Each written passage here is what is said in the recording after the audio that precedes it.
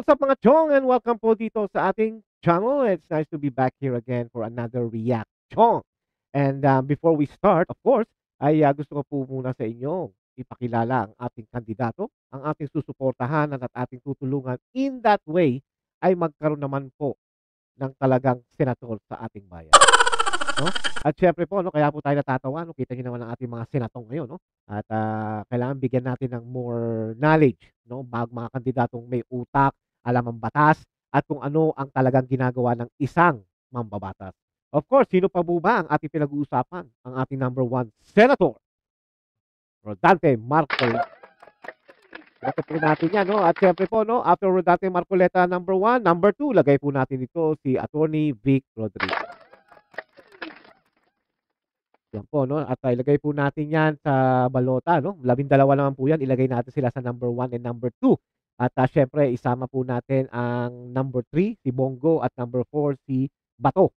No? Kailangan suportahan natin ang mga totoong opposition, ang mga PDP laban. Ay in that way, ay magkaroon tayo ng equal or equality sa Senado para malaman naman natin na may function. Actually, okay pa naman ang mga senators ngayon, pero ang problema kasi, alam mo, hindi naman tayo nagdi-discriminate 'no, pero tama na muna yung mga artista. Sayang, nagbabayad ka ng tax tapos kita mo yung isa wala namang ginagawa. Yung isa, pa-cute lang sa video na namimigay ng mga bigas o ayuda. Pero the thing is, yung batas, yung ginagawang batas, ano ba ang ginawa ng mga ito? Katulad nga ng sabi ng ating Vice President Sara, na kapag pipili tayo ng kandidato ay siguraduhin natin kung ano ba yung nagawa nila noong nakaraan. Ngayon, kung bago, i-research natin kung sino siya, at ano yung ginagawa niya. Mahirap na ho, baka mabudol pa tayo ulit. So, sana naman po, kung 2022 nabudol na tayo, wala na yon. Kaya ilagay natin yung tama, okay? At syempre, no, kalilimutan pa ba natin ating mga kachong, mga buddies, walang ibang ating overseas Filipino work. At syempre po, no, sila ang ating kakampi, sila ang ating tagahanga, sila po ang sumusuporta, isa sila bukod sa ating ibang viewers sa Pilipinas at dito sa United States. At maraming salamat po sa pagtitiwala nyo. And by the way, sa mga bagong subscriber, thank you din po. No? At road to 600,000 na po tayo, di ba? Dito, 600 lang. Alam mo naman tayo nag-uumpisa pa lang no, kahit matagal-tagal. But anyway, yun po, maraming salamat sa mga overseas Filipino workers. At sila dahilan kaya rin po tayo nandito. At sila nagsasabi na, Chong, tuloy mo yan para may natutunan kami. Kahit na ang mga natutunan ko ay dapat matutunan nyo rin. Nagpapatawa lang po ako mga Chong. But anyway, umpisa na po natin. No? Ang ating pong Vice President Sara Duterte na naman po. Ano ba yan? Hanggang ngayon, no, siya pa rin ang topic of today o topic of the week at topic of the month, no? At probably she will be the topic for the last year of this year. The reason why I'm saying this ay sumagot na po si Bangag, no? At siyempre po ng ating matapang na VP ang kanyang mga sinabi. Kasi nga po sa lahat ng mga sinabi ni Bangag ay kitang-kita natin na hindi natin kung bagong gising o nagbabasa o baka may nagko-coach. No? Kasi ito pala yung bangag na to ay advanced question pala to. Hindi pala to kayang sumagot sa biglaang tanong kung sino man. Okay? Well, you know, as long as you're telling the truth, you're being honest, it doesn't matter. Kung magtanong sa sa'yo, answer it. Kung ano yung nasa puso mo, nasa isipan mo. Pero itong si Bangag ay talagang may advanced question. But anyway, mamaya po natin papakita natin yan. And I'm sure, nakita nyo na rin po yan. Gusto ko lang po mag-react po rito. Okay? Alright, since VP is now our topic and even this guy, no? At ay hindi pa pala I'm sorry at medyo na-carried away ako. Ito pala, no? Mali na naman po. Talagang siya yata no? Nagkakamali po ang ating computer. Anyway, ito na po yan. Kamakailan lang po ay nagsalita itong si Bangag at nag-explain kung ano yung nangyayari. Hindi po natin alam kung siya ba ay update talaga o kagigising lang.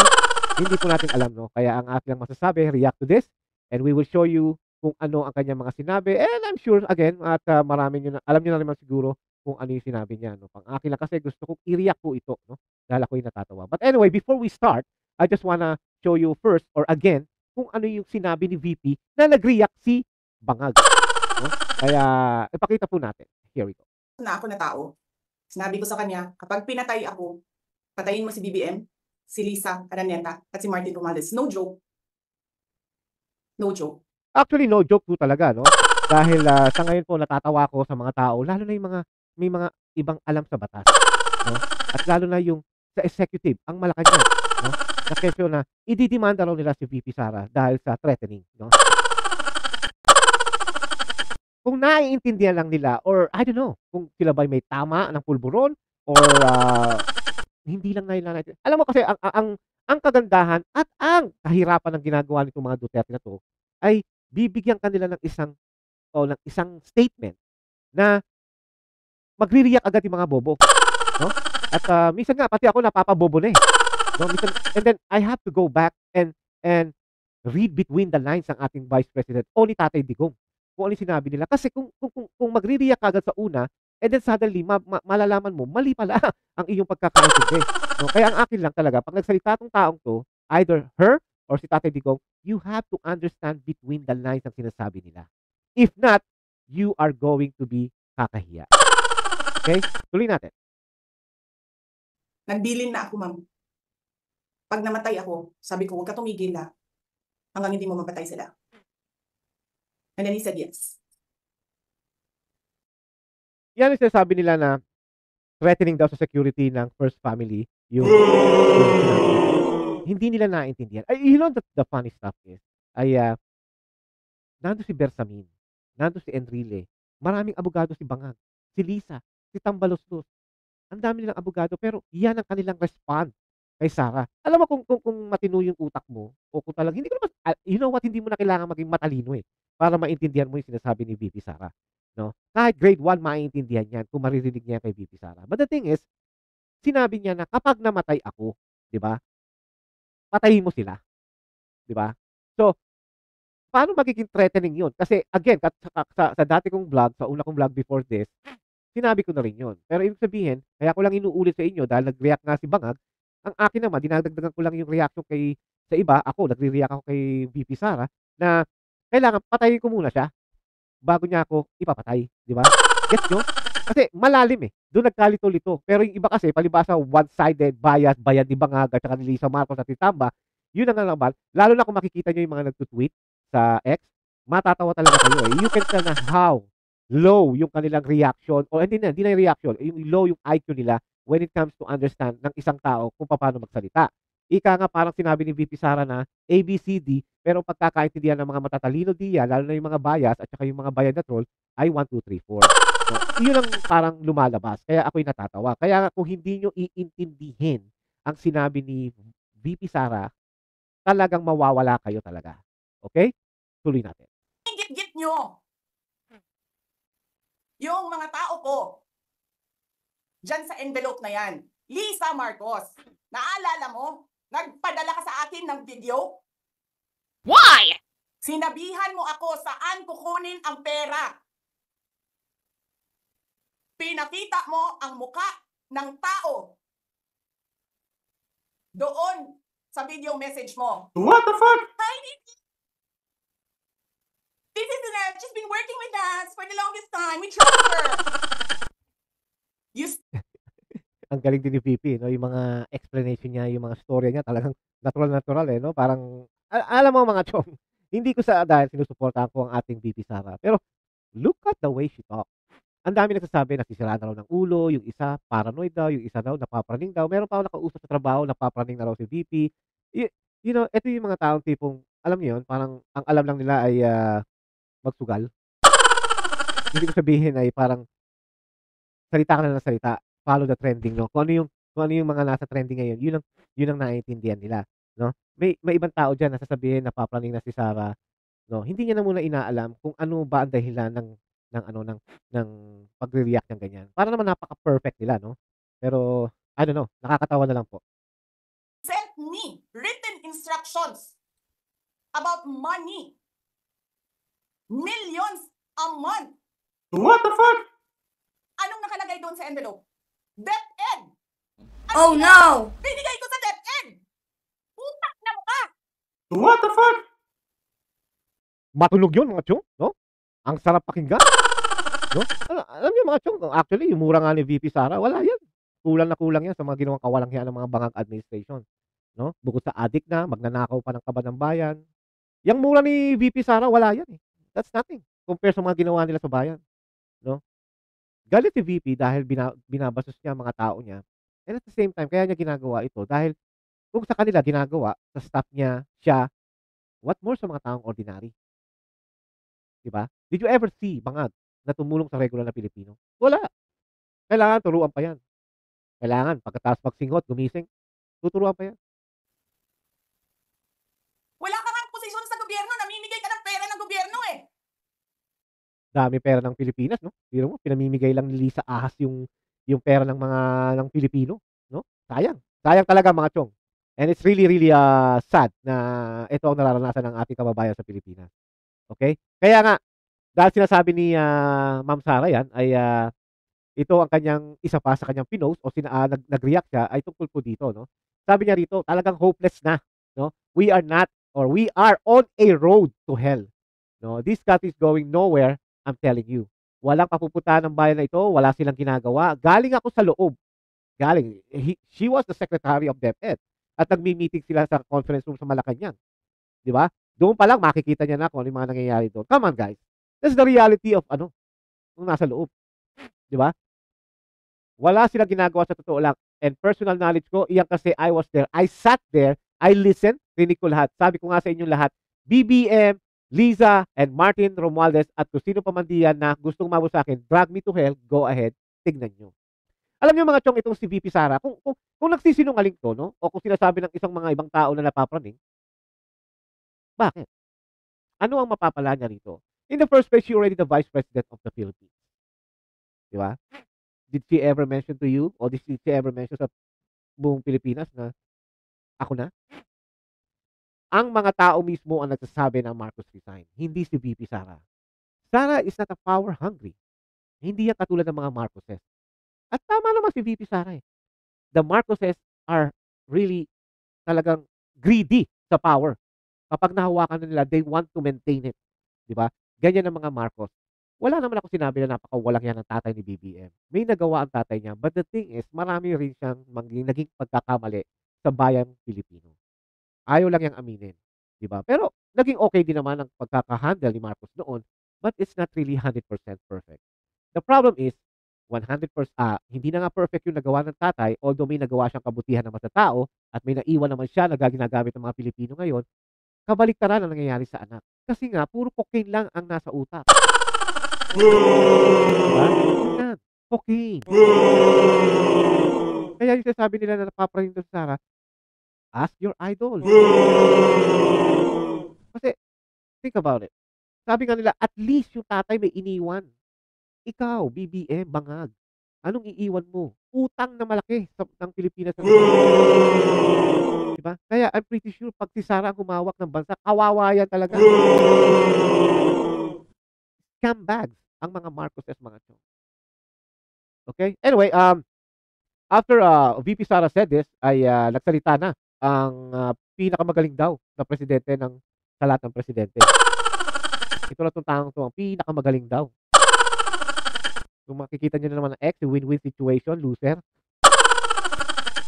I think bangag din yun.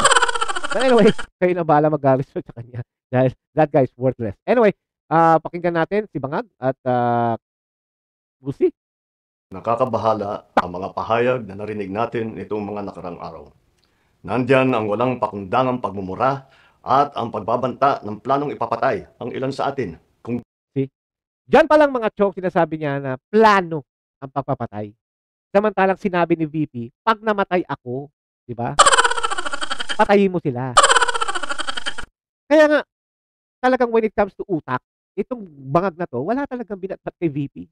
I mean, come to think of it. Ano ba ginawa ng taong to? Di ba? I'm pretty sure binabasa niya pa yung sinasabi niya. Wanna bet? Dahil meron nagsabi sa amin, nagbabasa niya. Kaya nga sabi ko, mukhang bagong gising na yun. Diba? Kaya, alam nyo, madali lang naman magsalita talaga eh. Kahit wala sa puso nyo o sa isipan nyo. Itong taong to, wala talaga. The only thing that he wants is cocaine. And after that, that's it. Once tumira na yan, tutulog na lang yan pag-gising. O, ano bang gagawin ko? Yan ang buhay niyan. Iba nagpapatakbo ng Pilipinas. Tanggapin nyo na mga chong. Ganun na lang kadali ang pagplano sa pagpatay ng isang presidente. Paano naman naging madali? Eh wala nga. Ang sabi nga ni VP, pag pinatay. Oh my gosh, I hate drugs. Paano pa kaya ang mga pangkaraniwan na mamamayan?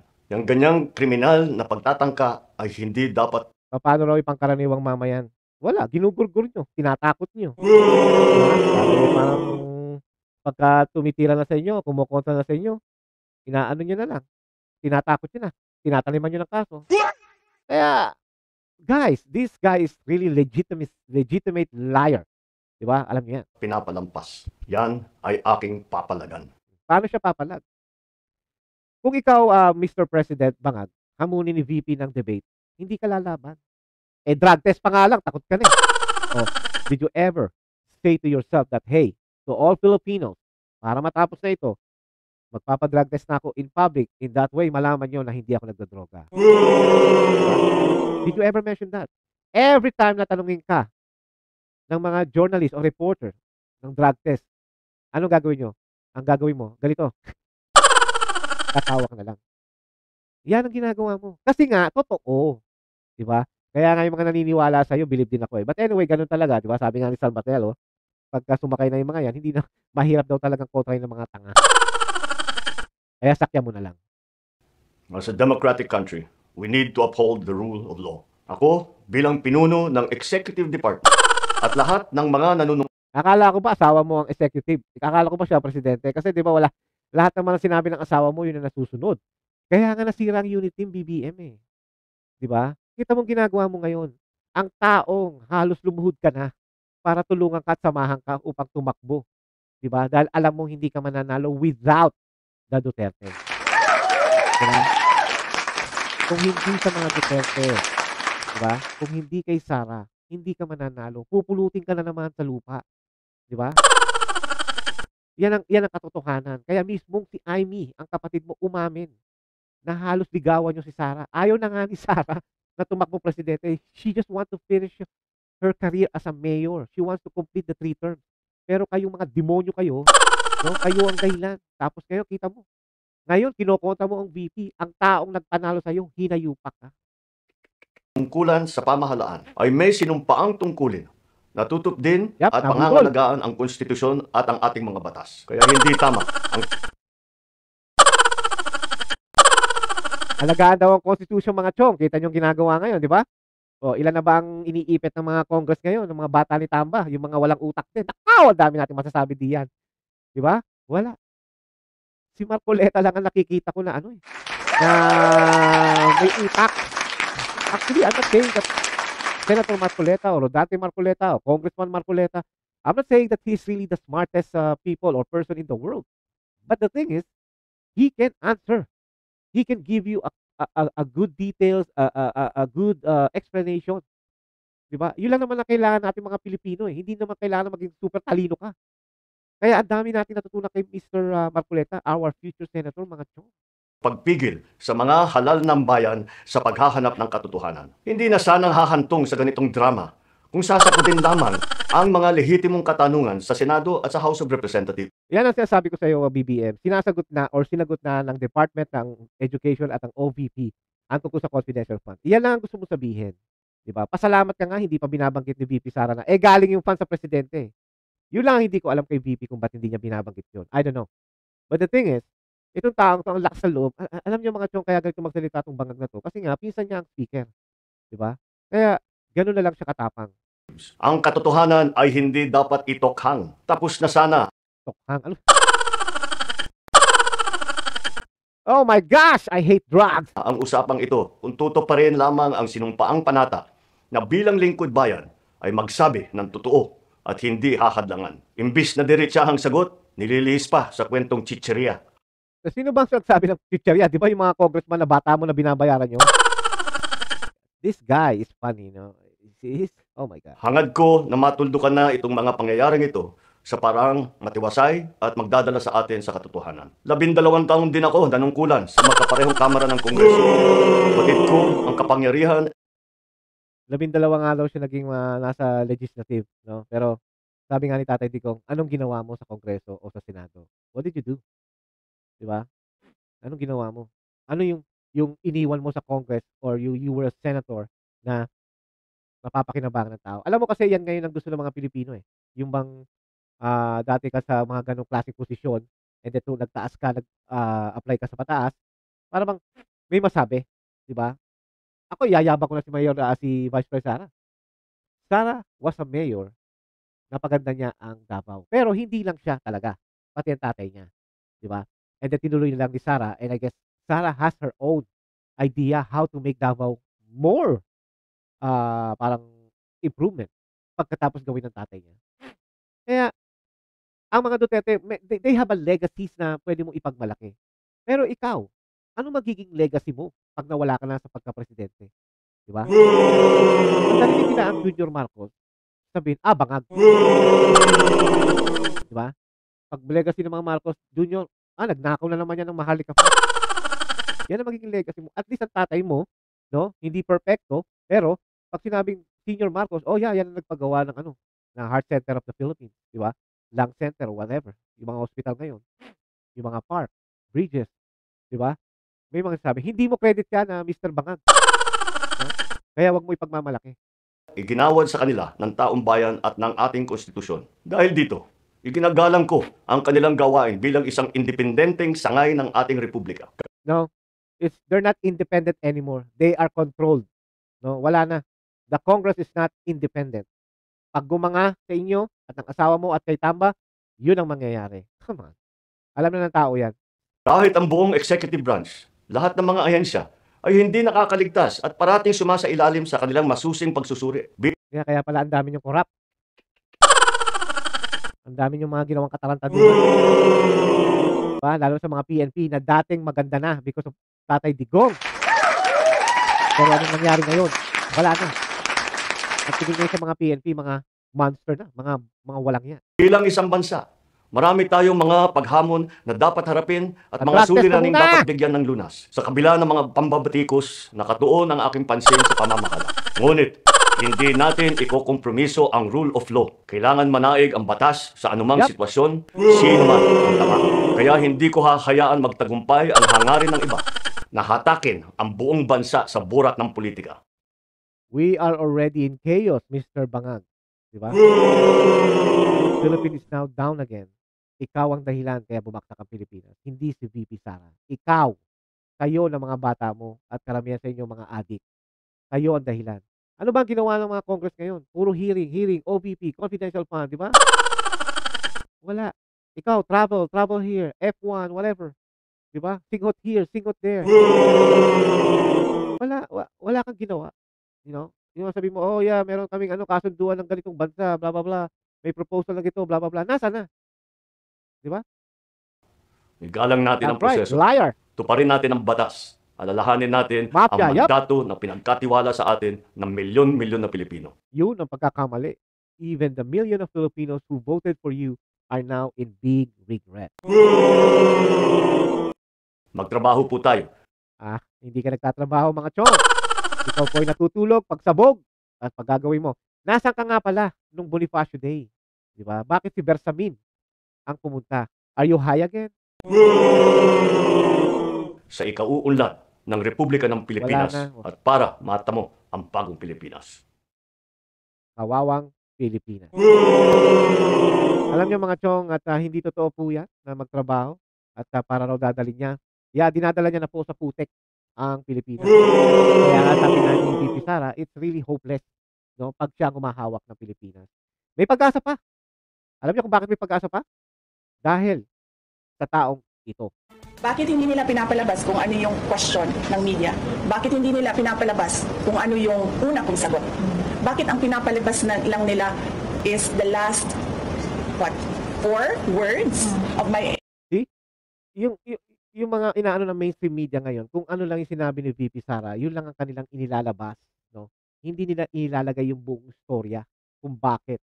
Hindi nila iniisip o pinakikita kung bakit nagalit ang Vice President. Alam niyo mga itong tao lang si Vice President, nagagalit din yan. Di ba? Kaya nga kung ako kay Bangag, no? Huwag ka lumapit kay VP. Matutulad ka talaga sa sheriff. Maniwala ka sa akin. No? Lalo na ngayon, gigil na sa iyo yan. Baka hindi lang suntok ang abutin mo. No? Actually, baka nga pag nasuntok ka niya, tulog ka agad eh. Di ba?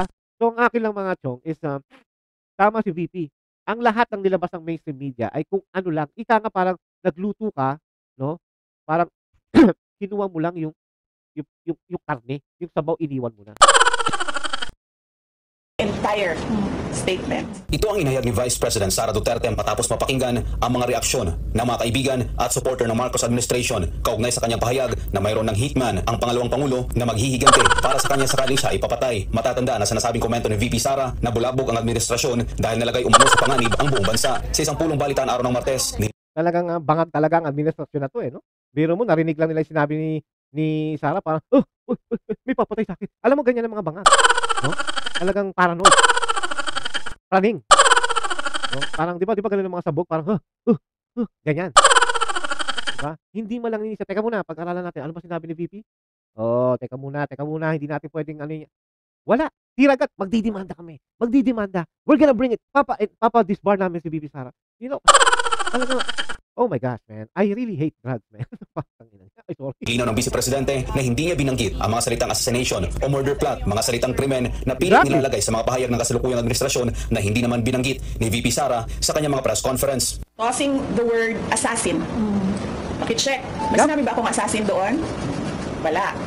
So nilalagay nila doon sa narrative nila, assassin. And nilalagay nila sa narrative nila, murder plot. Dahil dito, dismayado at nahihiya si VP Sara dahil hindi naiintindihan ng administrasyon ang kanyang naratibo, lalo pat nanunood ang buong mundo. Common sense should be enough for us to understand and accept that as Yun, common sense lang mga chong. Yun lang ang kailangan nila. Mga tuwad ko. You just need common sense. Hindi nyo na kailangan maging super talino para maintindihan nyo ang mga sinasabi ni VP Sara o kung ano-ano man. You just need common sense. Yun ang sabi ni Bagong Lipunan, di ba? Yun ang ibig ko sabihin. Wow! Really? I hate drugs, di ba? supposed conditional acts of revenge does not constitute to an active threat. This is a plan without a flesh. Pag pinipilit mo siya na active threat siya, isipin ninyo ang buong mundo na nanonood. Ganito ba ang kapasidad ng mga Pilipino na mag-isip? Diba? Ba't wala silang pakialam dyan? Pero ako nahihiya ako na ganito ang kapasidad ng mga tao sa administrasyon. Malinaw anya ang Oo nga eh. Nahahalata mo na mahina ang mga ulo. Di ba? Magaling sa diskarte. Tamo si Lisa Marcos, ang galing niyang gumawa ng pera sa illegal. Si Tambalos-Los. Diyan, magaling sila dyan. No? Talagang dyan, medyo mahihirapan tayo makipag-compete yan. Pero yung serving the Filipinos, yung tutulungan talaga nila na maging maunlad, na maging stable, wala. Gusto nila lagi mahirap. Kawawa. kanyang pahayag na kung siya ay mamatay, yun ay dahil sinadya at may nagpapatay sa kanya, bagay na kanyang pinaghahandaan. Don't worry about my security. If they kill me, if I die, kapag pinatay ako, or kapag namatay ako, in the context of don't worry about my security. So this means pinatay ka. Diba? Kasi hindi ka naman mamamatay by heart attack in relation to your security. Diba?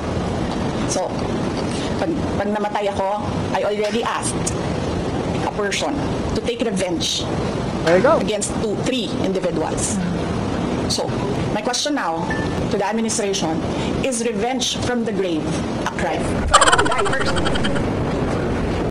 Yun ang sinasabi ni VP Sara. Alam niyo mga chong, para mapatunayan ni BBM na siya ay may threat sa kanya, patayin niya muna si VP, di ba? No? Kaya nga tama naman si VP Sara, no? Meron bang crime yung pag namatay ka na at pinatay nila yung pinapapatay mo? Eh well, ang mangyayari siguro, huhukayin ka na lang VP ulit, no? Bubuhayin ka parang zombie para kasuhan. Alam niyo, kalokohan talaga eh. Anyway, tuloy. They have to kill me first. Yeah. They have to kill me first. So now they can't kill me anymore. Unless they want to die. Binigyan din ni VP Sara na kilala ang pamilyang Marcos sa political persecution Yun. o nauusig at nanggigipit sa oposisyon, kagaya na lamang ang pagpatay umano sa isang kilalang kritiko ng mga Marcos na binaril sa paliparan at gumawa ng mga senaryo na mayroon umanong banta sa seguridad ng bansa. Remember, they are known for political persecution. They suppress and oppress opposition. And then somebody was assassinated on the airport tarmac. Diba? They oppress and suppress, and the people were getting angry, frustrated, and what did they do? They created a scenario that there is a national emergency. They set bombs to create a scenario that there is a national emergency, and then they they assassinated their political enemy. So that's the playbook. Ang kasaysayan na rin anya ang magpapatunay na pinapatay ng mga Marcos ang kanilang mga kalaban. We already saw that in history. So that is my proof. Pero Vice, based Ang hindi lang po nagawa ni Benigno Aquino Jr., kaya po hindi siya nakaganti. Hindi siya nakaganti. Kasi hindi siya nagbilin. Diba? Kaya hindi nakaganti si Benigno Aquino Jr. Kasi hindi siya nagbilin. But you know, Benigno Aquino Jr. is not Sara Duterte. Yun! Yep, thank you po, VP Sara. Yan. Alright, no, mga chong, napanood nyo na ang sagutan ng Presidente at ang Vice President. At kayo na ho ang bahala kung kanino kayo maniniwala, kanino kayo papabor. Ako mismo, yung lingkod, siyempre, kay VP Sara. Dahil alam naman natin na sinungaling lang naman talaga yung si President Marcos. No? At kaya lang naman niya tumayo ngayon dahil kagigising nga lang yan. Ang masasabi ko lang dito, talagang yung mga pinagsasabi niya parang it's playbook, by the book. Nagbabasa lang siya ng habang nagsasalita. Or maybe nag-memorize, I don't know. Pero you can tell na napakalayo ng mga sagot niya. At talagang, kung ako siguro, ang naano parang, oh my gosh, I hate drugs. But anyway, alam niyo mga chong, sino ba talaga ang sumisira ng Pilipinas? Diba? Ito lang naman yun eh. Ito lang ang tatlong ito ang sumisira. Yung mga tuwad ko, yung mga young goons, mga minions lang nila yan. Binabayaran lang nila yung mga yun para gumaknak. It's all about the money. It's all about the deal. It's all about na gawin mo to, akong bahala sa'yo. Diba? Parang, you scratch my back, I'll scratch yours. Anyway, parang ika nga, tulungan tayong dalawa to sabotage the Duterte. Diba? Alright. Mga chong, ito na lang ang pag-asa natin. Diba? And I'm not trying to be biased here. Tell me, sa inbox ko, dito mag-comment kayo. So, sino ang leader na pwedeng pumalit sa bangan? Sino yung alam natin na makakatulong talaga ng totoo para sa Pilipino? Diba mga chong? Kasi, think about it. If you listen to VP Sara's statement, ano ba sabi niya? Sabi niya, I just wanna work. Huwag niyo akong pakialaman, pabayaan niyo ako, leave us alone, we'll just do our job. Kasi ang habol ni VP Sara is kung ano yung ipinangako niya nung nangampanya siya noong 2022. Yun ang kanyang purpose talaga. She wants to serve. And yeah, ayaw pakinggan yan ng mga troll ng bayan. Ayaw pakinggan yan ng mga congressman. Puro sila confidential fund. That's the only thing that they can say about VP Sara. Pero, sino ba ang tao pagka may mga disaster na nangyayari sa Pilipinas? Sino ba ang tumutulong na hindi naglalagay ng pangalan sa bawat supot na pagtulong sa mga mahihirap na nangangailangan ng mga ayuda? May nakita. Yeah, Office of the Vice President. Ang dami naging Vice President. No? Ika nga, ibig sabihin, itong taong to, hindi naman talaga mayabang eh. Yun nga lang, wag mong kakantiin. Alam niyo mga chong, si Bangag, niloko lang talaga ang taong bayan. That's the only truth. Ngayon, naglalagay lang yan ng mga troll at ng mga vloggers na syempre may influensya para ipakita sa inyo. Dahil alam ng mga hinayupak na to na hindi na naniniwala ang mga tao sa mainstream media. But the only thing is, ano na ang mangyayari kung ito pa rin ang mga tao ito? Diba? Vice President Sara is just saying na papapatay niya yung tatlo kapag pinatay siya. Again, pag namatay na siya, saka kikilos yung sinabi niya. Now, tama naman siya. Ano nga ba yung crime na yun? Nasa constitution ba? Nasa law ba yan? Na patay na at magpapapatay? Think about it. The only thing I understand here is pag namatay si VP at pumatay yung inutusan niyang papatay yung tatlo at napatay yung tatlo, ang magiging kaso rito, yung pumatay sa tatlo. Gets nyo? Hindi si Sara. Kasi patay na si Sara eh. Wala na eh. Unless, meron kang magic budol-budol, nabubuhay mo ulit si Sara, di ba? Na parang zombie para kasuhan ng tuwad ko. It's all about, magulo. Kaya nga sabi ko kanina, kung makikinig kayo on every line ng ating VP Sara, you will understand it. Pero kung ang pakikinggan nyo lang yung salita niyang mga mura at yung mga threatening, ay iisipin nyo nga na may threat nga sa presidente. Okay mga chong, ang sa akin lang po, magdasal po tayo mabuti Sa ngayon ho, medyo dumadami na ang mga tao sa EDSA at, think about it, hindi pa sapat ito at, yung mga troll ng bayan ay laging nagsasabi na, "Yan lang ba ang kaya niyong dalhin sa kalye?" Parang sinasabi nila na kokonti lang daw ang mga, ano ba tawag dito, ang mga tao sa street. Alam mo sa mga troll ng bayan, kahit isa lang 'yan na nagrereklamo dahil sa nangyayari sa Pilipinas, mahalaga na 'yan dahil Pilipino ka. Karapatan mo magreklamo, 'di ba? Bayan mo 'yan, kahit isa lang 'yan. Pero dumadami na, nagkakaroon na, nag-i-spread out na. Ibig sabihin nare-realize na nila yung mali ng ginagawa ng gobyernong ito. Mga chong, all I can say is let us hope and pray na matapos na ito at sa mga lumalabas ngayon sa kalye at nagrereklamo, nagvo-voice out, mag-ingat po kayo. At para sa akin, we support Maisog, we support yung mga taong nandun ngayon sa SS Shrine at kung saan man dahil sila po ang papakahirap ngayon upang ipakita sa kapwa Pilipino na hindi na maganda ang ginagawa ng Bangag Administration. Okay? Hanggang dito na lang po at sana po ay naintindihan nyo ang aking reaction at sa susunod, magkita po tayo muli. Okay? Again, sana naman po, subscribe, like, press the notification bell. In that way, pagka meron tayong bagong reaction, ayan na andyan kayo sa aking tabi. Okay? Alright, hanggang dito na lang. And then again, no, God bless po sa ating lahat at sa Pilipinas. Ingat po and I hope na matapos na po problema by ways of mawala na ang bangag sa Malacanang. In behalf of our group, no? At kay VP Sara, sabi niya nga, mahalin po natin ang Pilipinas. Maraming salamat.